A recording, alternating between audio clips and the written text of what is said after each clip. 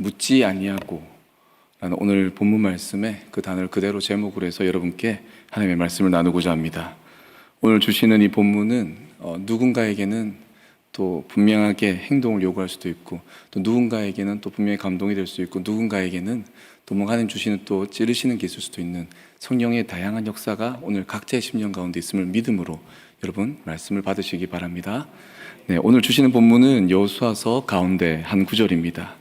이 구절은 이제 출애굽 이후로 이제 모세로부터 시작되어서 하나님의 뜻을 따라서 여호수아가 인도하는 이 2세대, 바로 이 세대가 드디어 요단강을 건너서 가나안에 진입하여 이방 민족과 전쟁을 벌이는 초기의 일입니다.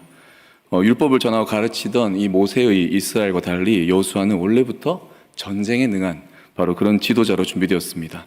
광야 초기에 모세가 지도자일 때도 그 아말렉 족속과의 전쟁에서 모세는 여호수아를 지명하여 군대 장관으로 삼아서 싸웠던 적이 있습니다. 그래 하나님께서는 이 아브라함 때부터 약속하시고 주시겠다는 이 가나안 땅, 바로 이 가나안 땅을 여호수아를 통하여 차지하도록 하신다는 거죠. 오늘 혹시 제가 이 히브리 단어를 좀 이렇게 한두 개 쓸 때 막 단어 쓴다고 신경질 내지 마시고, 그냥 원어를 그대로 이렇게 나누고자 하는 게 있기 때문에 여러분 귀한 마음으로 또 이렇게 받아주시기 바랍니다. 그래서 이 여호수아를 통해 차지할 이 가나안 땅, 여기서 이렇게 하나님께서 상속하여 주시는 것, 우리말로 뭐 분깃 또는 유업이라고 할 수 있죠. 바로 영원한 포션, 바로 이 유업이라는 말을 이제 헤레크라고 합니다. 헤레크.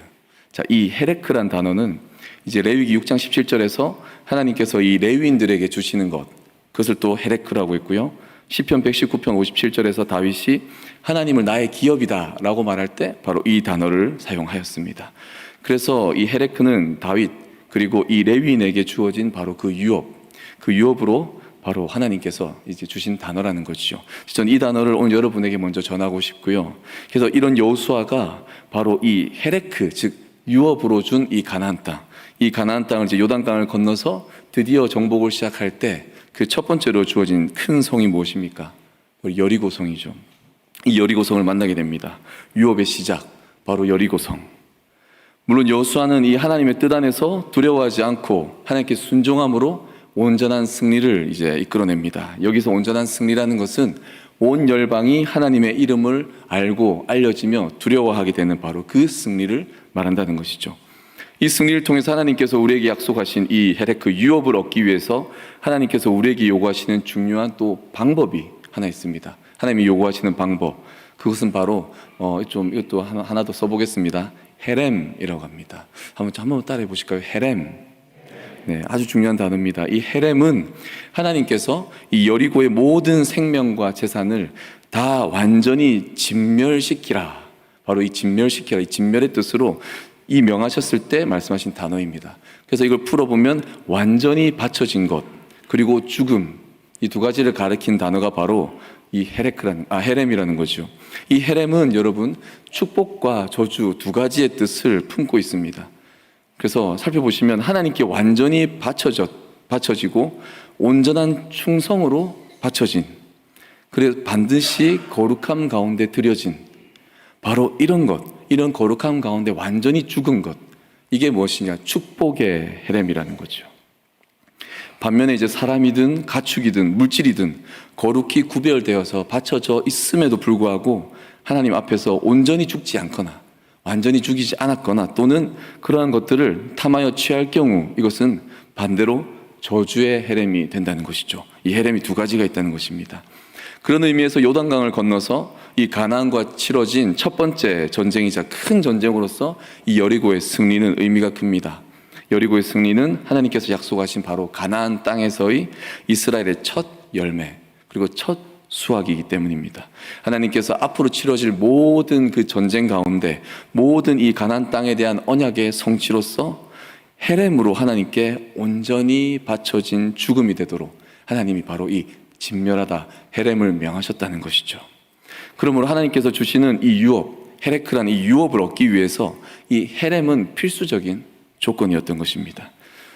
오늘 여호수아의 몇 구절을 좀 볼 건데 여호수아 10장 28절 말씀 한번 다 같이 한번 읽어보겠습니다. 여호수아 10장 28절 시작.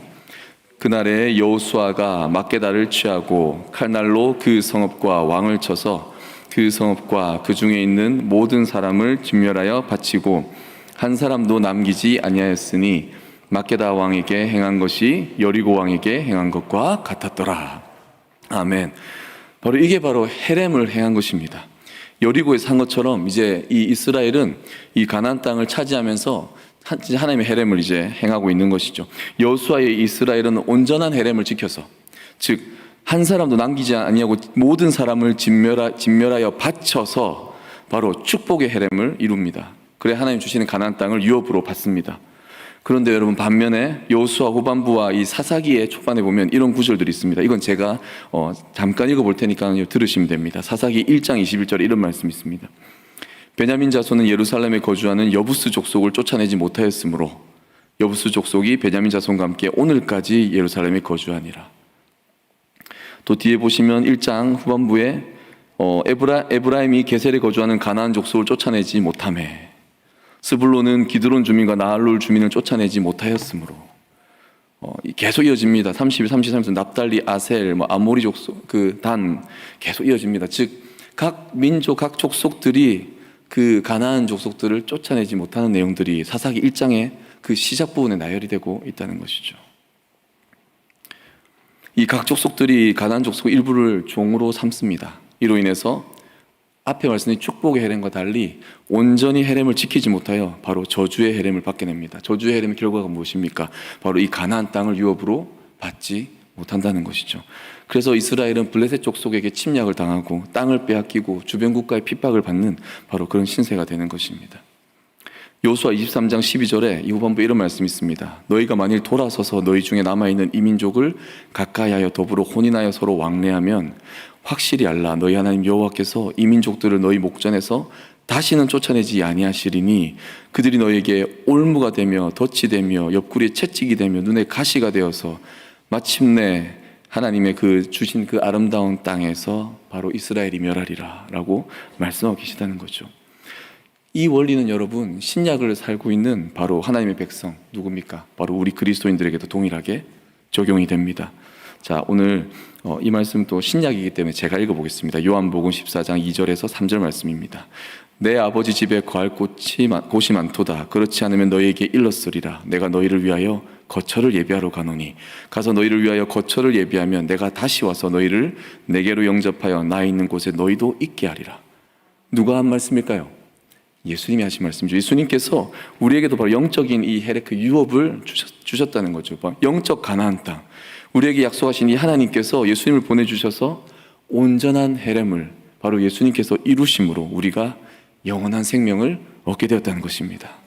이 온전한 축복의 헤렘을 어떻게 이루어 주셨는가? 요한일서 4장 10절에 있죠. 사랑은 여기 있으니 우리가 하나님을 사랑한 것이 아니요 하나님이 우리를 사랑하사 우리 죄를 속하기 위하여 화목제물로 그 아들을 보내셨습니다. 여러분 따라합시다. 화목제물로. 온전한 헤렘, 바로 이게 화목제물인 것입니다.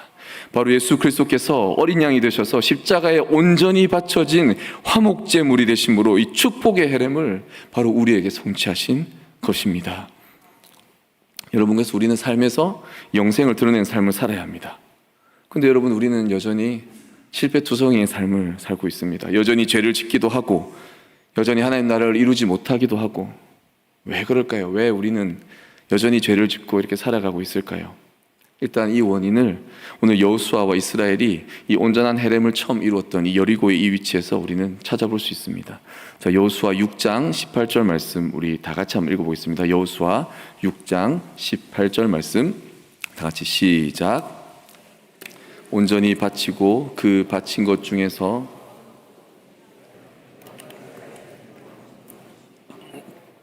동을 당하게 되지 아니하도록 오직 너희는 그 바친 물건에 손대지 말라. 여리고에서 승리로 이스라엘과 이스라엘의 이 하나님의 이름이 온 가나안 땅에 널리 퍼지게 됩니다. 가나안 족속은 두려움을 벌벌 떱니다. 여호수아는 그래서 여리고에서 헤렘을 명하고 있다는 것이죠. 여호수아 7장 1절에 이런 말씀이 있습니다. 이스라엘 자손들이 온전히 바친 물건으로 말미암아 범죄하였으니 그 이하에 어째 나오냐면 아간이 바친 물건을 가졌습니다. 이렇게 나옵니다. 하나님께서 승리를 주신 큰 성 여리고에서 온전한 헤렘을 이루지 못하여 이스라엘이 아주 쉽게 점령하고자 했던 작은 성 무엇입니까? 아이성. 여기서 대패를 당하게 됩니다. 그 원인이 바로 방금 읽은 말씀처럼 아간의 범죄로 인해서 이 헤렘이 저주의 헤렘이 되어버린 것이죠.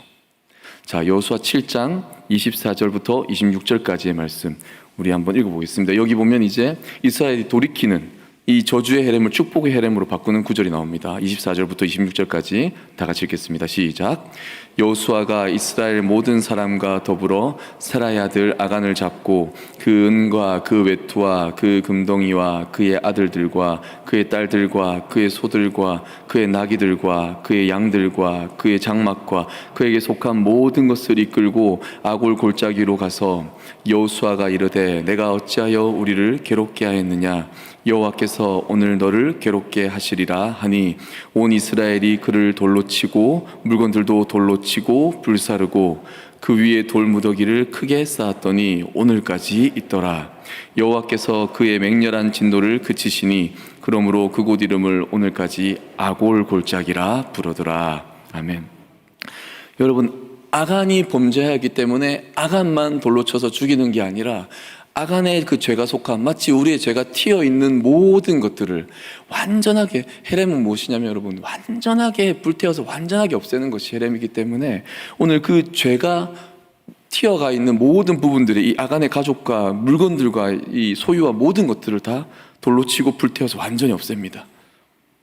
보시면 이 앞에 보시면 이스라엘의 각 족속들이 어느 족속을 남기고 어느 족속을 남기고 남기는 바람에 오늘까지 그 족속이 이르더라라는 말씀과 대비하여 여기 보면 그 오늘까지 그 돌무더기가 쌓여 있더라라고 표현을 하고 있습니다. 무슨 말입니까? 축복의 헤렘과 저주의 헤렘이 극명하게 보여지고 있다는 거죠. 이 말씀이 쓰여지는 그 역사의 그 실시간적으로 이 말씀처럼 이스라엘이 돌이켜서 온전한 헤렘으로 하나님은 회복시켜 주셨습니다. 여러분, 사단은요 이 아간의 죄처럼 이렇게 이스라엘이 축복의 헤렘을 이루지 못하도록 끊임없이 우리를 방해합니다. 하나님의 유업을 누리지 못하도록 우리의 이 축복의 헤렘을 저주의 헤렘으로 바꾸려고 길을 쓰고 발악을 한다는 것이죠. 한때 하나님을 섬기는 높은 곳의 천사였던 이 사단이 이제는 하나님으로부터 어떤 유업도 받을 수 없는 바로 타락하여 교만과 거짓의 아비가 된 지금 그들에게 있는 유업은 무엇입니까? 바로 무적행밖에 없죠. 그들에게 남아있는 것은 아무것도 없습니다. 무적행밖에 없습니다. 그런 사단이 하나님께서 이 유업을 주시고자 자녀 삼으시는 바로 우리에게 얼마나 질투하며 미워하며, 그죠? 그래서 유업을 빼앗고 싶겠습니까? 이렇게 우리가 이 축복의 헤렘을 누리지 못하도록 방해하는 이 사단의 전략은 이 성경에서 말하는 이 여호수아의 이 이스라엘 역사를 통해서 두 가지로 살펴볼 수가 있는데요. 이 사단이 우리의 이 축복의 헤렘을 저주의 헤렘으로 바꾸는 첫 번째는 바로 이 여호수아 9장 1절 2절에 나와 있습니다. 네, 제가 읽어보겠습니다. 이루의 요단 서쪽 산지와 평지와 레바논 앞 대해 연안에 있는 헷 사람과 아모리 사람과 가나안 사람과 브리스 사람과 히위 사람과 여부스 사람의 모든 왕들이 이 일을 듣고 모여서 일심으로 여호수아와 이스라엘에 맞서서 싸우려 하더라. 10장 5절에 또 읽겠습니다. 아모리족 속의 5 왕들 곧 예루살렘 왕과 헤브론 왕과 야르무드 왕과 라기스 왕과 에글론 왕이 함께 모여 자기들의 모든 군대를 거느리고 올라와 기브온에 대진하고 싸우니라.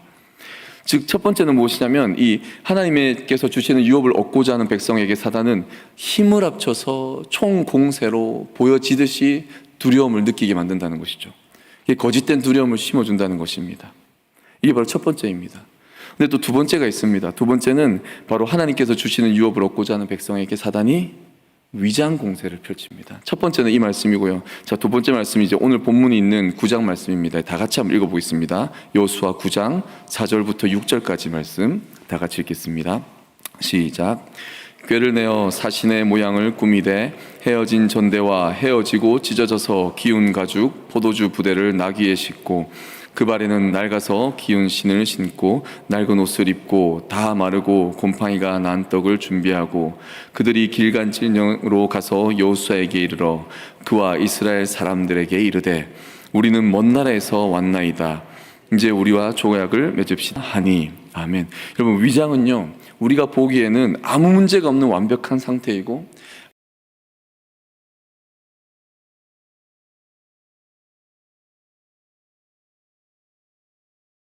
가나안 족속을 진멸해야 하는 소기의 목적이 있었고, 이 가나안 족속이 아닌 먼 곳에서 온 족속은 진멸, 즉 이 헤렘을 해야 되는 대상에서 해당되지 않기 때문입니다. 바로 전까지 여리고성과 이 아이성의 실수를 경험하였음에도 왜 이스라엘은 오늘 이 기브온에게 또 다른 이 사단의 위장 전술에 넘어가고 있을까요? 우리는 분명히 삶에서 잘한 것 같은데 왜 이런 실수를 반복하게 될까요? 바로 오늘 주제 본문에 대한 말씀을 여러분께 나누고 싶습니다. 바로 묻지 않기 때문입니다. 오늘 말씀 그대로 14절에는 묻지 않고라고 되어 있습니다. 오늘 본문에 나오는 사건을 통해서 우리가 깨달을 수 있다는 것입니다. 언약을 지키시는 신실하신 하나님께서 주시는 이 유업 앞에서 여호수아가 이끄는 이스라엘은 이 여리고와 아이의 승리에도 불구하고 바로 그 다음에 온 기본 이 주민들에게 속아서 이 평화 조약에 하나님께 묻지 않고 언약을 체결합니다. 근데 여러분, 이 실수는요, 이 이스라엘이 늘 하는 실수였습니다. 그리고 이 실수로 인해서 이스라엘은 항상 어려움을 겪었습니다. 그래서 이스라엘이 실패할 때면 늘 하나님께 묻지 아니하는 그들의 모습을 볼 수 있었습니다. 그들이 묻지 않는 모습을 또 다른 곳에서 찾을 수 있는데요, 여호수아 7장 2절 말씀입니다. 제가 읽겠습니다. 여호수아가 여리고에서 사람을 베델 동쪽 베다웬 곁에 있는 아이로 보내며 그들에게 말하여 이르되 올라가서 그 땅을 정탐하라매 그 사람들이 올라가서 아이를 정탐하고. 제가 이 구절만 읽었는데요, 여리고 승리할 때 여리고에서는 하나님께 묻고 나아갑니다. 근데 아이성은 묻지 않고 나갑니다. 여리고 승리 직후에 아이성을 공격할 때 이 여호수아는 하나님께 묻지 않고 자신의 방식대로 이 정탐을 하며 나아간다는 것이죠. 왜냐고요? 아이성은 여리고보다 훨씬 작은 성이기 때문입니다. 여러분, 우리는 큰 문제에는 잘 넘어지지 않아요. 왜냐하면 내가 해결할 수 없는 일이기 때문에 하나님께 의지할 수밖에 없기 때문이죠. 근데 도리어 여러분, 우리는 작은 일에 잘 넘어집니다. 우리가 하나님을 의지할 필요가 없고 내가 해결할 수 있다라고 생각하기 때문입니다. 그래서 우리는 삶에서 종종 관계의 작은 문제, 작은 원인, 습관의 작은 행동, 바로 이런 것들을 우리는 실수를 하거나 때로는 마음의 상처를 주곤 합니다. 오늘 주제 본문인 바로 여호수아 9장 14절처럼 기브온 족속이 화친하러 왔을 때도 이스라엘은 하나님께 묻지 않았습니다. 여호수아 10장 2절에 보시면 기브온 성은 왕도와 같은 큰 성이라고 말하고 있고, 11장 19절에 보시면 유일하게 이스라엘과 싸우지 아니한 족속으로 나옵니다. 그게 기브온 족속이죠. 여기서 우리의 모습과 별반 다를 게 없음을 여러분, 우리는 고백할 수 있습니다. 우리도 항상 실수를 반복하죠. 우리가 항상 앞서고 우리가 이렇게 실수를 할 때마다 우리는 합리화를 시키는 바로 우리의 모습을 찾을 수 있다는 것입니다. 여러분, 저는 방금 여러분에게 사단이 우리를 공격하는 두 가지 특징을 나누었습니다. 첫 번째는 다른 모든 가나안 족속처럼 이스라엘 대적하고 연합하여 이스라엘에게 두려움을 심어주는 전략입니다. 하지만 그 외적인 위협을 우린 충분히 알 수 있기 때문에 우리는 그 상황을 잘 준비할 수 있습니다. 그래서 하나님께 적절하게 의지할 수 있습니다. 넘어지지 않도록, 패배하지 않도록 준비할 수 있습니다. 여호수아가 그렇게 준비를 하였습니다. 여호수아 10장 28절에 여호수아가 막게다를 취하고 성읍과 왕을 쳐서 모든 사람을 진멸하여 한 사람 남기지 아니하였으니 라고 나옵니다. 앞서 바로 10장 5절, 제가 앞에 읽었던 바로 이 5절에 나오는 아모리 5 족속에 대한 결과입니다. 큰 위협 앞에서는 도리어 5 그 족속의 왕들이 위협할 때는 도리어 여호수아는 그 축복의 헤렘을 행한다는 것이죠. 그런데 여러분, 사실 첫 번째 상황은 여러분 사실 기만 전술이며 실제로 우리의 심장을 깊숙이 찌르는 한 방은 무엇입니까? 바로 두 번째 전술과 같습니다. 기본의 이 위장 전술, 바로 이런 모양새로 사단은 들어온다는 것입니다. 마치 하면 좋을 것 같고 순적하게 흘러가서 굳이 하나님께 묻지 않아도 될 것 같은 바로 그런 모양새, 그게 사실은 이 사단이 가장 공들이는 공격이라는 것입니다. 기브온 주민들이 의도적으로 접근하여서 함정을 판 것은 사실 새로울 것이 없습니다. 왜냐하면 우리의 매일의 삶 가운데도 사단은 항상 함정을 파두고 입을 벌리고 사자와 같이 벌리고 삼키려고 하기 때문이죠. 사단이 우리에게 이렇게 함정과 올무를 준비할 때 여러분, 우리는 사단의 핑계를 대겠습니까? 여러분, 여기서 중요한 건요, 우리가 결코 놓치지 말아야 될 것은 바로 이 핵심이 무엇이냐, 기브온 주민들이라는 이 사건의 의도, 그 원인이 아니라 또 이스라엘이 평화조약을 맺었다는 이 사건의 결과가 있지 않습니다. 핵심이 무엇인가? 바로 그것은 이 원인, 이 결과 사이에 있는 바로 우리의 믿음의 행실에 있습니다. 오늘 묻지 아니하고 라는 말씀은 바로 믿음의 문제입니다. 바꾸고 말하면 어떤 사건이 발생해도, 어떤 원인이 있어도, 어떤 결과를 맞이해도 모든 이야기의 그 풀어나가는 핵심은 바로 그 한가운데 위치한 우리의 믿음이라는 것입니다. 우리의 믿음은 무엇인가? 바로 하나님께 묻는 것에 있습니다. 여러분, 고민이 있을 때 어떡합니까? 가장 의지하는 사람, 고민이 있을 때 우리가 가장 조언을 구하고 그 조언을 따라 살아가는 그 사람, 어떤 사람입니까? 우리가 가장 신뢰하는 사람이죠. 그래서 내가 무엇을 묻는다는 것은 그 사람에게, 그 대상에게 신뢰를 즉 신뢰의 믿음을 보인다는 것입니다. 그래서 우리가 하나님께 물음으로써 우리는 하나님께 믿음을 보일 수 있다는 것입니다. 사실 저는 종종 하나님께 묻지도 않고 귀에 듣기 좋은 것으로, 또 눈에 보기 좋은 것으로, 또는 뭐 누가 봐도 합당한 그런 것으로 저는 스스로 결정을 종종 자주 했었습니다. 그렇게 했던 제 속에 제 진짜 속마음은 무엇이었는가? 여러분이 공감할 수도 있겠지만 전 사실 하나님께서 내가 원치 않는 답을 주실까 하는 마음, 또는 하나님이 거절하실까, 그래서 일부러 묻지 않았던 마음이 있었죠. 큰일에는 우리가 묻곤 하지만 사소한 일에는 묻지 않는 그 삶의 방식, 그게 저한테도 당연히 있었고, 또 나의 유익이 하나님의 유익을 앞설 때도 저는 하나님께 묻기를 즐겨하지 않았습니다. 근데 그 모습이 저희 아들들한테도 보이더라고요.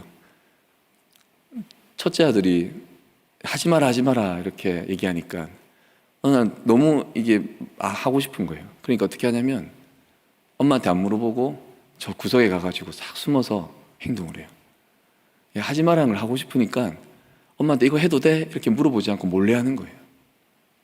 딱 그 모습을 보면서 하나님이 저를 보면 딱 이 모습이 아닐까, 딱 이러고 있는 모습, 제 모습이 딱 이게 아닐까, 가끔씩 하나님의 마음을 많이 좀 누리게 됩니다. 여러분, 당연한 답들이 여러분 안에 있습니까? 그렇다면 도리어 여러분, 당연한 곳을 가기 위하여 하나님께 물으십시오. 당연한 곳도 하나님의 답이 없으면 당연하지 않습니다. 아무리 상식적으로 이해되지 않는 길도 하나님의 답이 있으면 합당한 길이 된다는 것입니다. 전 여러분에게 이제 묻는 것을, 이 묻는 방식을 두 가지로 나누어서 강조하면서 마무리를 하고자 합니다. 첫 번째로 여러분, 우리는 모든 것을 초기화시켜서 하나님께 크든 작든 모든 것을 묻는 습관을 가져야 합니다.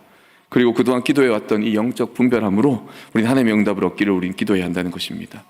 하나님이 주시는 바로 유업, 제가 헤레크라고 말했죠. 이 유업 앞에서 하나님께서 원하시는 제 행동의 방법 무엇입니까? 바로 축복의 헤렘은 무엇입니까? 라고 물을 줄 알아야 한다는 것이죠. 그리고 두 번째로 저는 때마다 묻는 습관을 가져야 한다고 말하고 싶습니다. 여러분, 똑같은 내용도 하나님께 묻는 때에 따라서 정반대의 답을 얻기도 합니다. 말씀 하나 마지막으로 제가 읽어보겠습니다. 사무엘하 21장 1절 말씀입니다. 다윗의 시대에 해를 거듭하여 3년 기근이 있으므로 다윗이 여호와 앞에 간구하매 여호와께서 이르시되 이는 사울과 피를 흘린 그의 집으로 말미암음이니 그가 기브온 사람을 죽였음이니라 하시니라.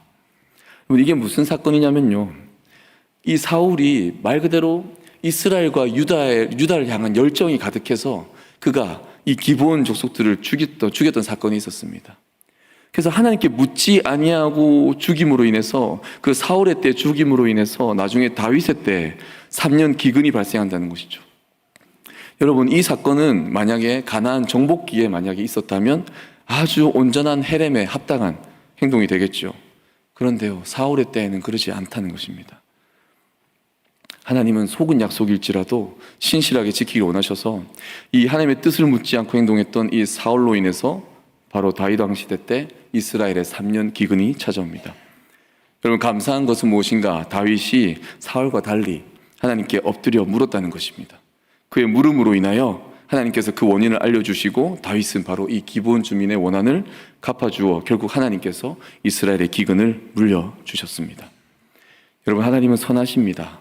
하나님은 신실하십니다. 우리가 하나님의 뜻을 드러내는 행동이나 약속을 할 때는 꼭 그 순간에 물어야 합니다. 하나님께서 원하시는 하나님의 뜻은 그 순간에 물을 때 진정으로 우리가 받을 수 있다는 것이죠.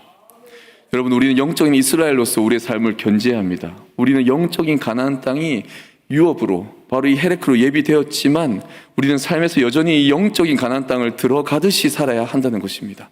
하나님께서 예비하신 이 유업을 얻기 위해서 하나님의 뜻을 묻는다는 것은 바로 지금 우리의 몫이라는 것이죠. 그래서 항상 하나님의 뜻을 물음으로 이 저주의 헤렘을 축복의 헤렘으로 바꿀 수 있다는 것입니다. 여러분 혹시 지금 하나님의 복을 누리고 있다고 해서 하나님께 묻는 것을, 하나님께 묻는 기도를 드리는 것을 게을리하지 마시기 바랍니다. 왜냐하면 지금의 복이 결코 우리의 이 독단으로 인하여 사라지지 않게 해야 되기 때문입니다. 다음 세대로 이어갈 수 있도록 여러분, 우리는 날마다 그때에 맞게 모든 것을 놓고 하나님께 묻는 믿음의 기도를 드려야 할 것입니다. 우리의 모든 답은 바로 하나님께 있기 때문입니다. 그렇게 살아가시는 우리 대한민국의 성도님 되시기를 주님의 이름으로 축원합니다. 아멘. 주님 감사합니다. 아버지, 우리 가운데 함께 하셔서 거룩한 주님의 놀라운 뜻이 날